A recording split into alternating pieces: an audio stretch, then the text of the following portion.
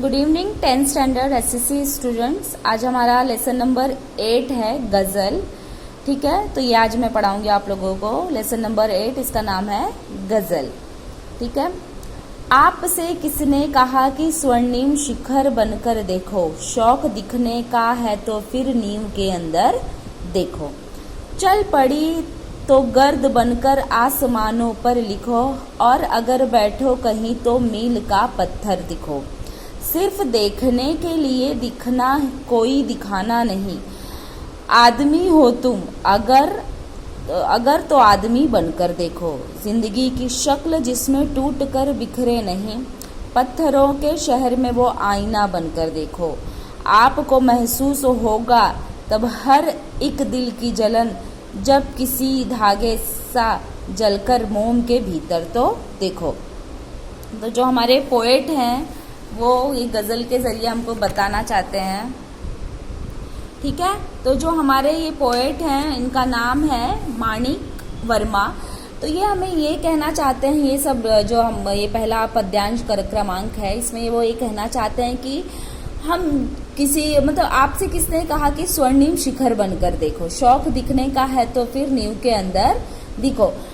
लोग देखो, जो लोग बड़े ऊंचाई पे पहुंच जाते हैं या लोग जो ऊंचे लेवल पे या फेमस हो जाते हैं, तो हमको सिर्फ क्या दिखता है, उनका फेमस है कि जैसे भी हीरो हीरोइन को ले लो तो आपको क्या लगता है, यार ये लोग कितने फेमस है, ये लोग कितना ये हैं, इनके लाइफ कितनी अच्छी है। तो हम ये क्यों देखें? अगर हमें भी शौक है दिखने का, तो ये जो मेहनत करके इंसान जो ऊपर तक जाता है, ठीक है, ऊंचे शिखरों के ऊंचे पहाड़ों जैसा सम्मान, ऊंचे पहाड़ों जैसी चीजें तो हमको भी चाहिए होती हैं, लेकिन वो पहाड़ बना कैसे है? छोटे छोटे पत्थरों से, टुकड़ों से जुड़ जुड़ के वो एक पहाड़ बना है। तो माणिक वर्मा जी हमें भी यही कहना चाहते हैं कि आप सिर्फ किसी को देख के बड़ा बनने की कोशिश करो, लेकिन वो बड़ा बना है उसकी उसकी फेम, उसका फेमस जो हुआ है, यही मत देखो तुम, ये भी देखो कि वो बना कैसे है, वो कितने तकलीफों से जाके वहां बना है। इसीलिए कभी भी किसी इमारत को देख के ये मत सोचो कि वो इमारत खूबसूरत है, उसका नींव देखो कि वो अंदर से किस तरह से खूबसूरती से बनाई गई है, उसके अंदर झांक कर देखो। ठीक है, तो इसी तरह वो हमसे कहना चाहते हैं कि चल पड़ी तो गर्द बनकर आसमानों पर लिखो, और अगर बैठो कहीं तो मील का पत्थर बनो। तो अभी वो ये कहना चाहते हैं कि अगर आप कुछ आप करना चाहे, कुछ बन सके, कुछ कर सके, तो अपना जो गर्द बनकर है, जैसे गर्द मतलब है कि धूल, ऐसी धूल बनो कि जो बिखरे तो कहाँ तक जाए, आसमानों तक जाए।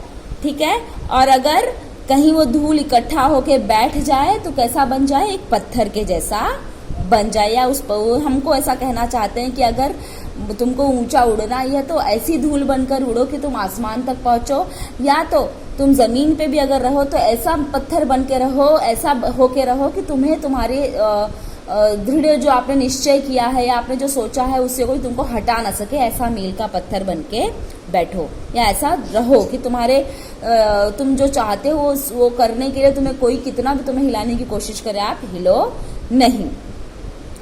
सिर्फ देखने के लिए दिखना तो कोई दिखाना नहीं। सिर्फ लोगों को दिखाने के लिए आप कुछ बन के दिखाना चाहते तो कोई दिखाना नहीं हुआ। आप क्या चाहते हो ये ज्यादा जरूरी है। लोग मेरा नाम लें तो लोगों के बीच फेमस होने के लिए सिर्फ आपको फेमस होना या आपको बड़ा बनना है, तो ये मत करो। ठीक है, ये कोई मतलब नहीं है। आदमी हो तो अगर तुम आदमी बनकर दिखो, अगर सच में आप आदमी हो तो एक दिन आदमी बन के दिखो। अगर हम इंसान हैं तो हमें इंसान का जन्म दिया, तो हमें सचमुच में एक दिन इंसान बनकर देखना चाहिए, तब हमें समझ में आएगा। जिंदगी की शक्ल जिसमें टूट कर बिखरे नहीं, पत्थरों के वो शहर में आईना बनकर देखो। ठीक है, तो जिंदगी की शक्ल जिसमें टूट कर भी, जिंदगी कैसी है अपनी, हर तरीके से हमको तोड़ती है, हर तरीके से हमको हमारा एग्जाम लेती है, और वो देखती है कि हम किस हद तक अपनी जिंदगी में कितना भी दुख दर्द झेल के भी हम कैसे सही से रह पा रहे हैं, कैसे तकलीफों का सामना करके रह पा रहे हैं। पत्थरों के शहर में वो आईना बनकर देखो, वो ऐसा कंपेयर कर रहे हैं कि जिंदगी ऐसी है ना कि जो हर कदम पे हमारा एग्जाम लेती है, हर कदम पे हमें तोड़ने को देखती है, लेकिन उससे हमें टूटना नहीं होता, उसका सामना करके हमें आगे बढ़ना होता है। ठीक उसी तरह जैसे मानो कि पत्थरों के शहरों में, पत्थरों का शहर है और उसमें एक हम आईना है जिसे हर पत्थर तोड़ना चाहता है, लेकिन फिर भी वो आईना वैसे का वैसे रह के उन पत्थरों के बीच रहता है। आपको महसूस होगी तब हर एक दिल की जलन, जब किसी धागे सा जलकर मोम के भीतर देखो।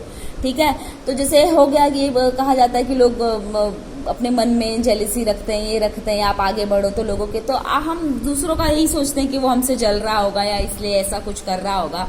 ऐसा कुछ नहीं है। आपको असली जलन तब महसूस होगी जब हम खुद अपने आप को, जब उस धागे के जैसा वो धागा मोमबत्ती के इसमें जलता हुआ चला जाता है, और तो उसकी जलन अगर हमें महसूस करनी होगी तो हमें भी क्या करना पड़ेगा, अपनी जिंदगी की हर तकलीफ को, हर इसको, उसमें हमें जलकर वैसा बन के बाहर निकलना होगा। हार नहीं मान सकते हम। हमें तभी किसी चीज की वैल्यू समझ में आएगी जब हम उसके अंदर जाके उस चीज को झेल कर, उस चीज की परेशानियों को झेल कर जब हम आगे निकलते हैं, तभी हमें उस चीज की वैल्यू समझ में आती है। तो ये पहला पद्यांश था, दूसरा मैं आगे पढ़ा रही हूँ।